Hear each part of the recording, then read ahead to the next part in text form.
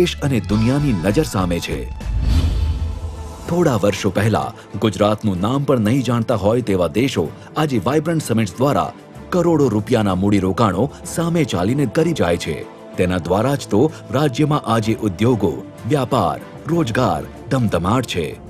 આજે ગુજરાત સતત 8 વર્ષથી દેશમાં સૌથી વધારે રોજગાર ધરાવતું રાજ્ય બન્યું છે। આજે ગુજરાત દેશનું પેટ્રો કેપિટલ અને ડાયમંડ કેપિટલ બન્યું છે। ગુજરાત દેશનો સૌથી મોટો સોલાર પાર્ક ધરાવે છે। આજે ગુજરાત ધરાવે છે 1,04,500 કિલોમીટર લાંબુ રસ્તા માળખું। આજે રાજ્યના 99% વિસ્તારો રસ્તા જોડાણો ધરાવે છે। છેક અંતરિયાળ વિસ્તારો સુધી કરવામાં આવ્યા છે 12માસી રસ્તા જોડાણો। રાજ્યમાં 99% મહેસૂલી ગામોનું પાકા રસ્તાથી જોડાણ કરાયું છે। આજે ગુજરાતમાં દરેક રસ્તા વિકાસના રસ્તા છે। દરેક યોજના પરિવર્તનની યોજનાઓ છે। અમદાવાદથી ધોલેરા SIR ને જોડતા પ્રથમ 121 કિલોમીટર લાંબો એક્સપ્રેસવેનું નિર્માણ। દિલ્હી મુંબઈ ઇન્ડસ્ટ્રીયલ કોરિડોર હેઠળ ગુજરાતનો 62% વિસ્તાર। DMICના કુલ મૂડીરોકાણનું 1/3 રોકાણ ગુજરાતમાં।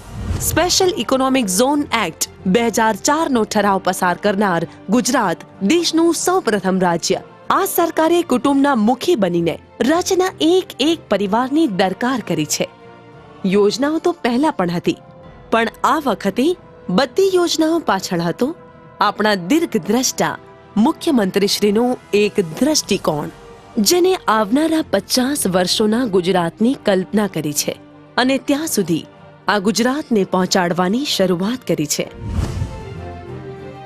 ગુજરાતના આ 10 વર્ષ દાયકાઓના અધૂરા કામ પૂરા કર્યા। છેક છેલ્લી હરોળને સૌથી પહેલી કતારમાં લાવ્યા। આજે અહીંયા દરેક દિવસ તહેવાર છે અને દરેક રંગ વિકાસ છે।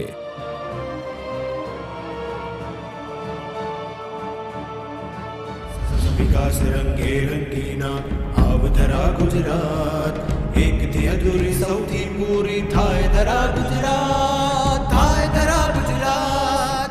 સૌનો સાથ જ સૌનો વિકાસ, વિકાસ, વિકાસ। ગુજરાત શાંતિ, સમૃદ્ધિ અને વિકાસ।